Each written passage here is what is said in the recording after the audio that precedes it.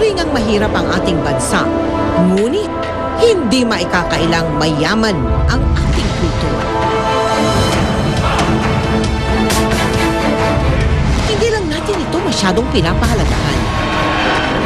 Ito pala ang tinaguriang Golden Tara.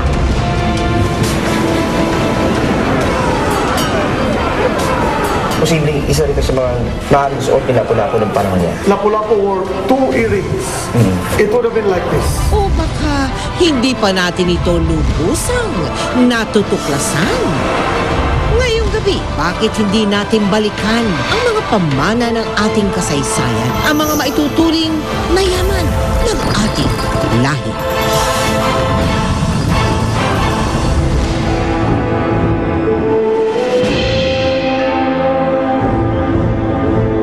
Iilan lamang ang nakatala sa kasaysayan ng Pilipinas kung ano o sino tayo bago pa dumating ang mga Kastila. Buhay ang Kabanawang Ra!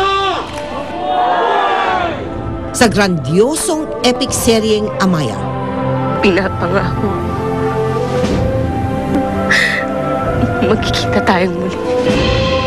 ipinapakitang sibilisado na noon ang mga Pilipino, malayo sa pinalabas ng mga Kastila na natagpuan nila tayong mga mangmang at walang alam. Kaya binansagan tayong Indio. Walang ginoong iibig sa isang tulad ng may dugong uribon! Bago pa man daw tayo naging kolonya ng Espanya, mayamang-mayaman na raw ang ating kultura. At kung naghihirap ang bayan natin ngayon, noon, tila saganang-sagana tayo. Sa ginto. Kaya marami akong suot na ginto dahil mga asawa ng mga datu, pinapamulutian nila ng mga gold. So ito yung isa sa mga treasures nila. Kasi alam mo na merong nakapatong dyan sa ulo mo, hindi ba? Na hindi mo naman palaging sinusuot, hindi mo palaging nararamdaman sa pang-araw-araw na paggalaw mo. It adds confidence sa amin, lalo na to play the character. Pero ang mga ginintuang burloloy na nakapalamuti sa mga tauhan ng Amaya, hindi raw bunga lang ng malikot na imahinasyon. Hango raw ang mga ito sa mga sinaunang gintong alahas na sinuot ng ating mga ninuno.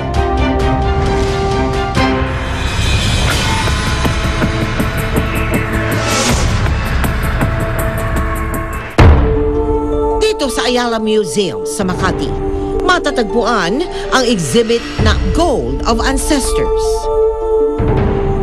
kung saan ibinasa ang ilan sa mga kagamitan sa epic seryeng Amaya. Dito, mamamangha ka sa mahigit 1,000 piraso ng gold artifacts na pinaniniwala ang binuo noong pang 10th century o mahigit 1,000 taon na ang nakakaraan. May mga alahas,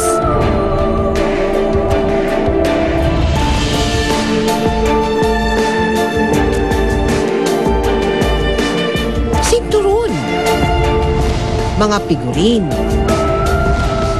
mga mythological characters at iba-iba pang mga kagamitan. Ang mga Pilipino noon, marunong na silang mag-process ng raw gold. Even then, bago nga naligaw si Magellan at napunta sa Cebu noong 1521, ang mga naninirahan dito sa mga isla na ito ay gumagamit na ng ginto para sa pang-araw-araw nilang buhay. Kagaya ng paggawa ng mga bowls, mga necklaces, hikaw, at marami pang mga ibang bagay na gamit ay ginto. Mga gintong death mask naman ang ipinantatakip sa mukha ng mga yumao. Patunay lamang na ang ginto, bahagi raw ng buhay ng mga sinaunang Pilipino, mula pagkapanganak hanggang kamatayan. At hindi lang yan. Karamihan sa koleksyon ito ng Ayala Museum, 22 hanggang 24 karat gold ang tinuturing na pinakamataas at pinakamagandang uri ng ginto. Kaya talaga bang maraming ginto dito sa Pilipinas?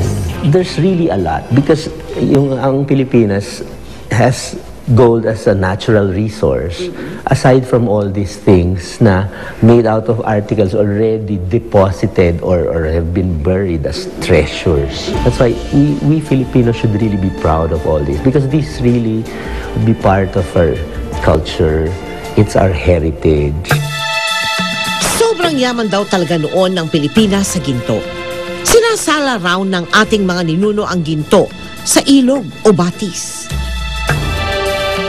At saka hinuhulma o hinuhugis gamit lamang ang mga sinaunang kagamitang bato. If you try to examine further, nakahugis siya into the shape of a coconut shell na maaaring dun iminold. Mayroon dyan mga diadems na ang pagkaka-weave niya is your banig. Mayroon din mga beads dyan fashioned after the suso. So talagang makikita mo na dito na hukay, dito nagmula. Sa katunayan, sa Boxer Codex, isang manuscript kung saan naitala ang pamumuhay ng mga Pilipino nang una tayong nakasalamuha ng mga Kastila noong 16th century. Inilarawan ang mga sinaunang Pilipino na naaadornohan ng ginto. Ang ibang araw, halos puro ginto ang kasuotan mula ulo hanggang paa. Kung titignan ngayon, tila ba napakamaluho pala ng ating mga ninuno? Ano naman dito sa mga nakadisplay sa inyo ang masasabing nung unang panahon, meron din tayong royalty? The wall at your back has all these crowns in various forms. So may social strata noong pa man. So noong unang panahon, may mga tao, mapalalaki man o babae, na nagsusuot ng mga ganyan, mga palamuting pang-ulo na would differentiate them from the commoners. Pero isa na marahil sa pinakamahalagang ginto sa koleksyon ng Ayala Museum, ang Golden Regalia. Isang halter na halos 4 na kilo ang bigat. Makikita rito kung gaano kaingrande, kabusisi at kadetalyado ang pagpiproseso noon ng ginto. Ang ganda ng design. As you can see, it's made out of gold thread, gold beads, and a cord made out of gold in the middle. Sa loob may ginto pa rin yan, eh? Posible din ba na itong mga artifacts na ito, galing sa ibang bansa, no? At hindi talaga gawa dito sa atin? In fact, there's a group of scholars claiming na hindi nga daw atin yan. Yes, na pwedeng loot again na dinala at na ilibing dito sa Pilipinas. Pwede yun. But ang isang proof is the notion that marami tayong ginto as mineral. And the designs are Pinoy. Pero alam nyo ba na ang ilan pala sa mga gintong artifacts na naka-exhibit dito sa Ayala Museum, nahukay lamang ng isang ordinaryong tao?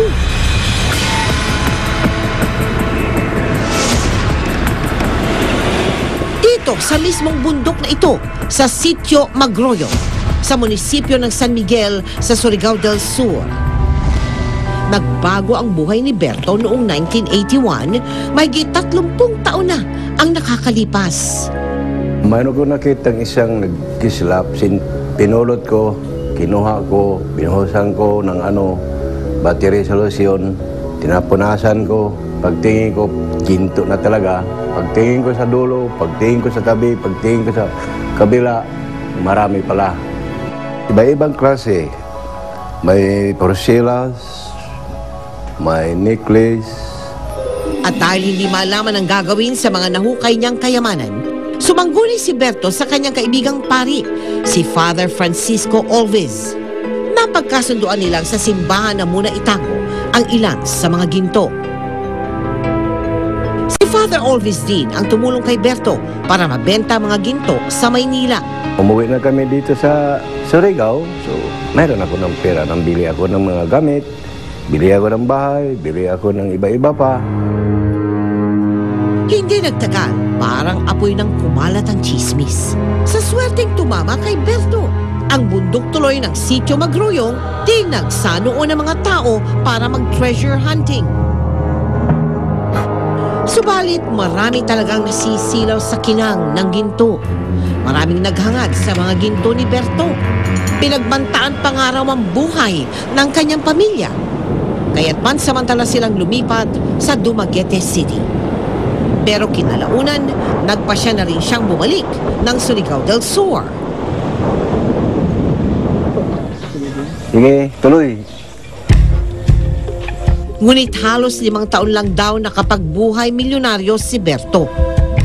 Ito ang bahay ko na nabili noong sa pira ng ginto. 60,000 niya ang pagbili ko nito. 2 taon umakyat sa taas at saka kinuha na yung susi sa asawa ko. Binuksan yung mga ano. Ano pong mga nakuha nila, sir? Mayroong pira. Mayroong mga gamit namin. At mukhang totoo nga na ang pinakamadaling maubos ang perang hindi pinaghirapan. Dahil ngayon, ang bahay na ito na lamang ang natira sa lahat ng mga naipundar dati ni Berto.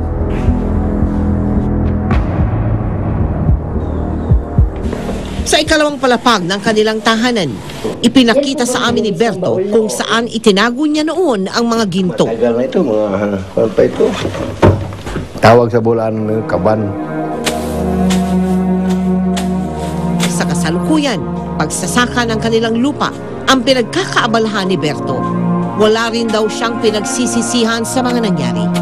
Ipinagpapasalamat na lang daw niya ng ilang mga gintong aksidente niyang nakita na ibenta sa pamilya ng National Artist for Architecture na si Leandro Locsin, na makalipas ang mahigit 20 taon, nakakita ng tamang pagkakataon para ipahiram ito sa Ayala Museum upang masaksihan ng mga Pilipino.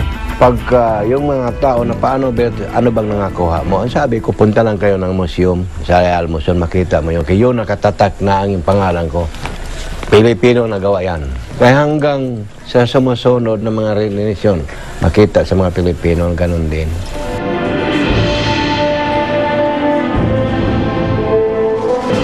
Habang narito sa Ayala Museum ang mga natuklasang ginto ni Mang Berto, mananatili raw buhay ang kanyang alaala bilang isa sa mga nakadiskubre ng mahalagang kayamanan sa kasaysayan. Kahit pa kung tutuusin, nagkatotoo kay Berto ang kasabihan, na ginto na, naging bato pa. Mabuting araw ang mga gintong natagpuan ni Berto, narito pa sa Pilipinas.